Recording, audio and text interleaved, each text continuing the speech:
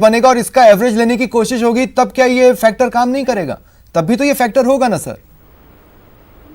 नहीं, वो नहीं आएगा। कैसे नहीं आएगा? यूजीसी ने गाइडलाइन दी है बहुत स्पष्ट 29 अप्रैल को कि फर्स्ट ईयर के सेकेंड ईयर के जो बच्चे हैं उनको सीधा प्रमोट नहीं करना है, उनका कुछ असेसमेंट करना है, इंटरनल असेसमेंट के आधार तो पर। फाइनल ईयर का इंटरनल असेसमेंट क्यों नहीं हो सकता? असेसमेंट करना और उसके आधार पर उनको मार्क्स देने। ठीक, इंटरनल इसलिए नहीं हो सकता कि इंटरनल को मान्यता नहीं है। आपको ध्यान होगा, शायद ध्यान नहीं होगा, को मान्यता नहीं है तो फर्स्ट ईयर और सेकंड वाले के लिए तो आप उसे मान्य कर रहे हैं। राजस्थान, मैं आपसे बहस नहीं कर रहा हूं, मैं सिर्फ चीज को समझना चाह रहा हूं, क्योंकि वो इंटरनल है हमारा। हाँ। उसके लिए हाँ, नहीं ठीक है। हाँ। आप जो स्वप्निल जी कह रहे हैं बिल्कुल ठीक कह रहे हैं। मैं बता ही रहा हूं आपको कि फर्स्ट ईयर और सेकेंड ईयर होम एग्जाम है, एक तरीके से डिग्री का एग्जाम नहीं है फाइनल, और इसलिए वहां पर मान्यता इसलिए कि उसको नहीं देखता। फर्स्ट ईयर जब कोई आप एमकॉम में एडमिशन लेता है तो थर्ड ईयर देखता है वो, या कोई विदेश में जा रहा है किसी प्रकार के हायर एजुकेशन में पढ़ने के लिए तो थर्ड ईयर देखता है, वो उसकी डिग्री देखता है। और इसलिए वो जब हम उसको प्रमोट करेंगे तो कोई बीच का रास्ता नहीं हो सकता था, परीक्षा देनी पड़ेगी अगर फ्यूचर देखना है तो, है ना? आप ये कह रहे हैं?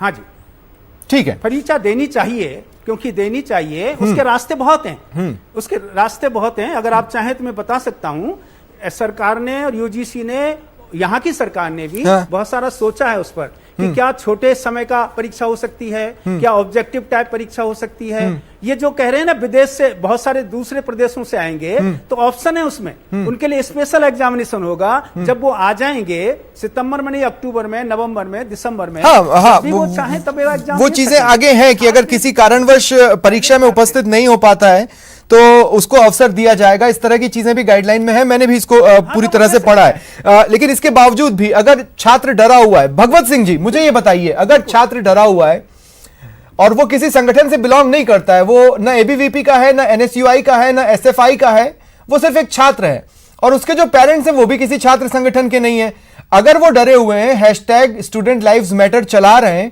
तो उनको या तो उचित आश्वासन मिलना चाहिए या फिर उनके हिसाब से कुछ चीजें होनी चाहिए। आप इस बात से तो इनकार नहीं करेंगे ना? जी, मेरा ये कहना है कि जो आम छात्र है, ऐसा जो आम छात्र है जो अपनी घर पे बैठकर अच्छी पढ़ाई कर रहा है, अपना टाइम टेबल बना चुका है और एग्जाम के लिए तैयार है, तो उस छात्र को गुमराह नहीं करे राजस्थान सरकार। ठीक है, माननीय मंत्री जी, लेकिन जो छात्र डरा हुआ है, स्टेटमेंट दे रहे हैं, जो छात्र डरा हुआ है, क्या वो राइट माइंड फ्रेम में है एग्जाम देने के लिए? जो छात्र डरा हुआ है वो अनेक अन्य